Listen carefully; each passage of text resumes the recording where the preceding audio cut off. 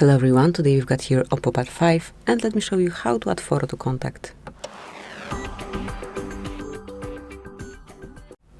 So once you want to customize some contact of yours, just open contacts at first, then pick the one that you want to customize. Let me find some with no picture. Tap on edit and now click on plus icon on picture or card column, whatever you want to customize at first. And now you can either open camera and grab a photo right now, you can open your gallery, you can create monogram, or pick some illustration, whatever you prefer.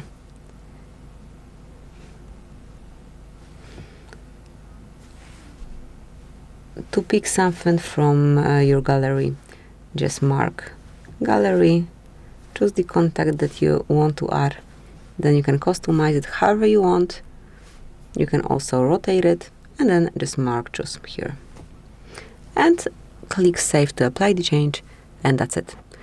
To customize the calling card, tap on plus icon on calling card again, pick the photo that you want to add, tap on done, and you can also customize the font here with the color as well. So tap on done, save, skip, save, and that's it. So thank you for watching. Please subscribe our channel and leave the thumbs up.